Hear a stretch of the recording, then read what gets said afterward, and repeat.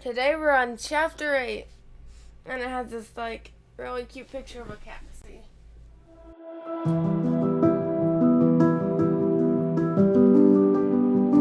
Okay, the death day party. October arrived, spreading a damp chill over the grounds and into the castle. Madame Pomfrey, the nurse, was kept busy by a sudden spat of colds among the staff and students. Her pepper-up potion worked instantly, though it left the drinker smoking at the ears for several hours afterwards. Ginny Weasley, who had been looking pale, was taking some by Percy. The steam pouring from under her vivid hair gave the impression that her whole head was on fire. Raindrops the size of bullets thundered on the castle windows for days on end. The lake rose, the flower beds turned into muddy streams, and Hagrid's pumpkin swelled to the side of garden sheds. Oliver Wood's enthusiasm for regular training sessions, however, was not dampened, which was why Harry was to be found late one stormy afternoon, a few days before Halloween, returning to the Gryffindor Tower, drenched to the skin and spattered with mud. Even aside from the rain and wind, it hadn't been a happy practice. Fred and George, who had been spying on the Slytherin team, had seen for themselves the speed of those new Nimbus 2000s. They reported that the Slytherin team was no more than 7 greenish spores shooting through the air like missiles. As Harry squelched along the deserted corridor, he came across somebody who looked just as preoccupied as he was. Nearly headless Rick. Nick. Oh gosh. Nearly headless Nick, the ghost of Gryffindor Tower, was staring morosely out the window, muttering under his breath, "Don't fulfill your requirements. Half an inch. If that." "Hello, Nick." Hello, said nearly headless Nick, staring and looking around. He wore a dashing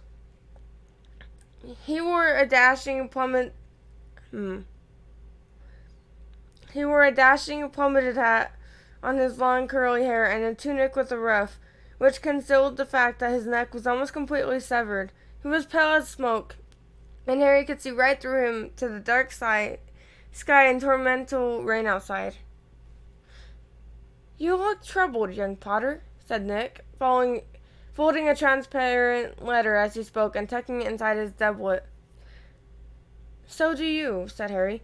"Ah," nearly headless Nick waved an elegant hand. "A matter of no importance. It's not as though I really wanted to join, though I'd apply, but apparently I don't fulfill the requirements." In spite of his airy tone, there was a look of great bitterness on his face.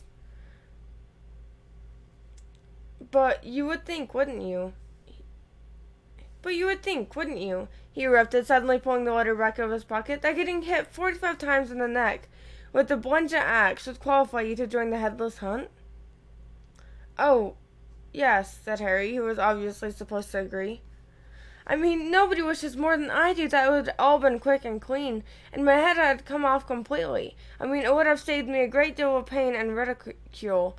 However," nearly headless Nick shook his letter open and read furiously, "we can only accept huntsmen whose heads have parted company with their bodies. You will appreciate that it would be impossible otherwise for members to participate in hunt activities such as horseback, head juggling, and head polo. It is with greatest regret, therefore, that I must inform you that you do not fulfill our requirements. With very best wishes, Sir Patrick Delaney Portmore." Fuming, nearly headless Nick stuffed the letter away. "Half an inch of skin and sinew holding my neck on, Harry. Most people would think that's good and beheaded, but oh no, it's not enough for Sir properly decapitated Podmore."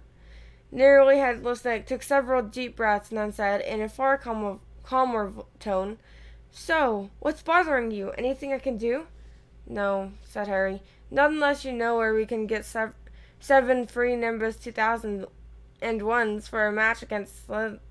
The rest of Harry's sentence was drowned out by high-pitched mewling from where near his ankles. He looked down and found himself gazing into a pair of lamp-like yellow eyes. It was Miss Norris, the skeletal gray cat who was used by the caretaker, Argus Filch, who as a sort of deputy in his endless battle against students. "You'd better get out of here, Harry," said Nick quickly. "Filch isn't in a good mood. He got the flu, and some third years accidentally plastered frog brains all over the ceiling in the Dungeon 5. He has been cleaning all morning, and if he sees you dripping mud all over the place." "Right," said Harry, backing away from the accusing stare of Miss Norris, but not quickly enough. Drawn but to the spot of mysterious power that seemed to connect him with his foul cat, Argus Filch burst suddenly through the tapestry to Harry's right, wheezing and looking wildly around for a rule breaker. There was a thick tarpon scarf bound around his head, and his nose was unusually purple. "Filch!" he shouted, his jaw a quiver, his eyes popping alarmingly as he pointed at the muddy puddle that had dripped from Harry's Quidditch rope. "Mess and muck everywhere! I've had enough of it, I'll tell you. Follow me, Potter." So Harry waved a gloomy goodbye to nearly headless Nick, and followed Filch back downstairs, doubling the number of muddy footprints on the floor. Harry had never been inside Filch's office before. It was a place most students avoided. The room was dingy and windowless, lit by a single oil lamp dangling from the low ceiling. A faint smell of fried fish lingering about the place. Wooden filling cabinets stood around the walls. From their labels, Harry could see that they contained details of every pupil Filch had ever punished. Fred and George Weasley had an entire drawer to themselves. A highly polished collection of chains and mantlets hung from the wall behind Filch's desk. It was common knowledge that he was always begging Dumbledore to let him suspend students by their ankles from the ceiling. Filch grabbed the quill from a pot on his desk and began shuffling around looking for parchment. "Dung," he muttered furiously. "Grease, sizzling dragon boggies, fogbrain, rat intestines. I've had enough of it. Make an example. Where's the form? Yes."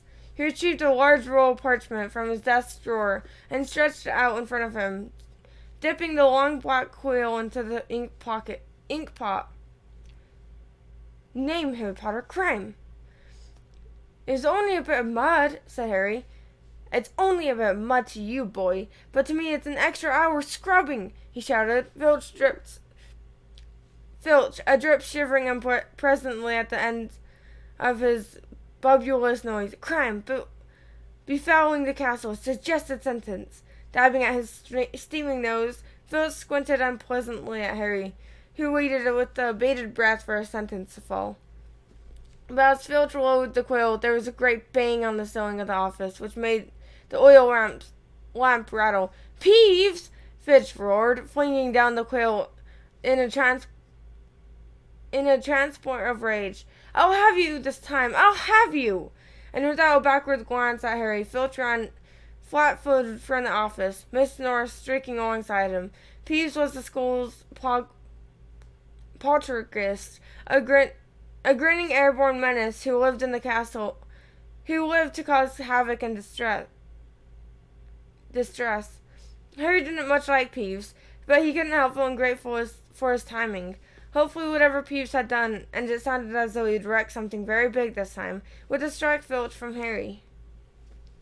Thinking that he should probably wait for Filch to come back, Harry sank into the molten chair next to the desk. There was only one thing on it that, apart from his half-completed form, a large glossy purple envelope with a silver lettering in front. With a quick glance to the door to check that Filch wasn't on his way back, Harry picked up the envelope and read,